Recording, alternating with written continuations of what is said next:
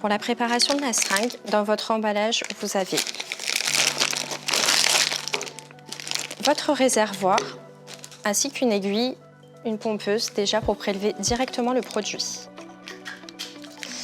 Avant utilisation de la seringue, je vous conseille de faire des mouvements de va-et-vient pour pouvoir lubrifier et ainsi prélever le produit de façon plus simple. Je viens adapter mon aiguille.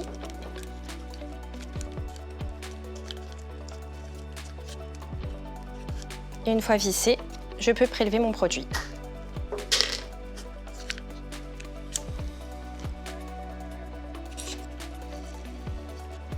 Je viens sécuriser mon aiguille, la dévisser et je viens prendre la tubulure qui est fournie avec mon cathéter.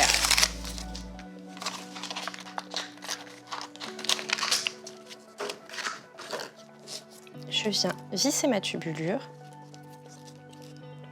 et je peux ensuite dévisser mon piston. Vous avez dans un premier temps une sécurité pour dévisser et je viens dévisser complètement le piston afin d'adapter mon corps de seringue à la pompe. Du coup, pour allumer la pompe, on appuie sur le bouton qui est en dessous de la pompe. Il s'allume, vous voyez afficher la marque de la pompe.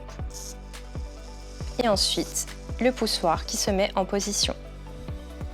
La pompe vous affiche désormais nouvelle perfusion. Pour les besoins de la vidéo, j'utilise un stylet, mais sachez que vous pouvez utiliser vos doigts. Donc, j'appuie.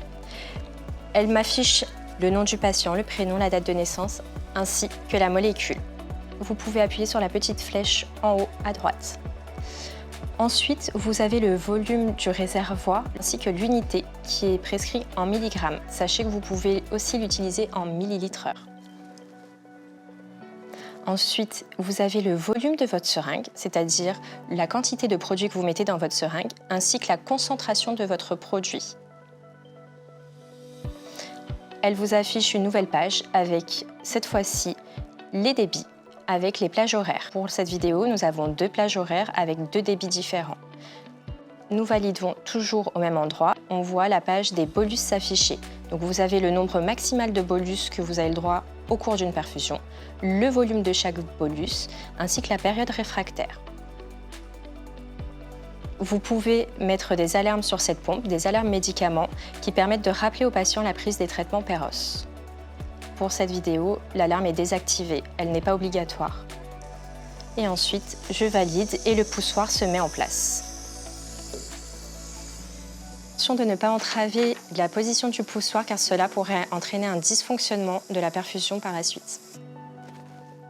Une fois que le poussoir est en place, la pompe me dit de mettre le réservoir.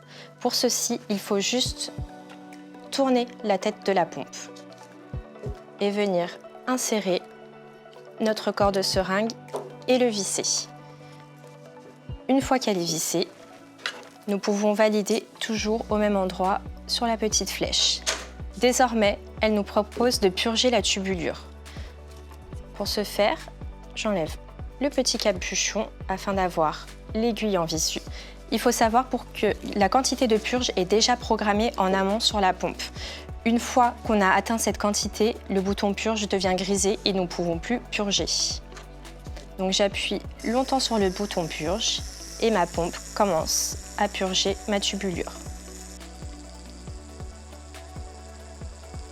Une fois qu'on voit le produit couler au bout de mon aiguille, la purge est finie et vous pouvez commencer le début de votre préparation en appuyant en haut, à droite et en appuyant sur début.